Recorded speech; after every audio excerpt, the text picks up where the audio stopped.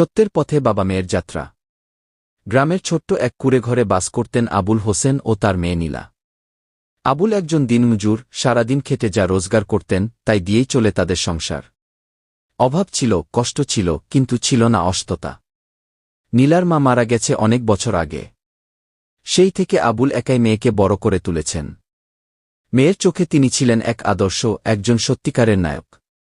সকালে ঘুম থেকে উঠেই নীলা বাবার সাথে নামাজ পড়ে, তারপর সে স্কুলে যায় আর বাবা মাঠে কাজ করতে যান। নীলা জানত তার বাবা খুব কষ্ট করেন, কিন্তু কখনো কারো কাছ থেকে অন্যায়ভাবে কিছু নেন না। একদিন গ্রামের এক ধনী লোক হাকিম সাহেব আবুলকে ডেকে বললেন, হোসেন ভাই, যদি তুমি আমার জমিতে একটু অন্যরকম কাজ করো তাহলে দ্বিগুণ টাকা দিবগু। কাজটা ছিল প্রতিবেশীর জমি দখল করার মতো এক ফাঁদ। আবুল বিনয়ের সাথে বললেন, হাকিম সাহেব, আমি গরিব, ঠিক আছে, কিন্তু অন্যায় করে খাব না। আমার মেয়ে যেন মাথা উঁচু করে বলতে পারে তার বাবা সৎ মানুষকে। হাকিম সাহেব বিরক্ত হলেন, কিন্তু আবুল তার সিদ্ধান্তে অটল থাকলেন। সেই সন্ধ্যায় নীলা তার বাবাকে জড়িয়ে ধরে বলল, বাবা, তুমি আমার গর্ব। তুমি না থাকলে আমি কি শিখতাম ভালোমন্দের পার্থক্য।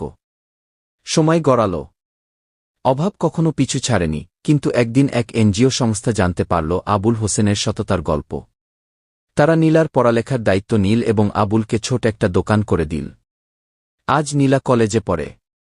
তার স্বপ্ন একজন শিক্ষক হয়ে গ্রামের মেয়েদের শিক্ষিত করে তোলা। আর আবুল? গ্রামের মানুষ তাকে এখন কি সত্যের বাতিঘর বলে ডাকে।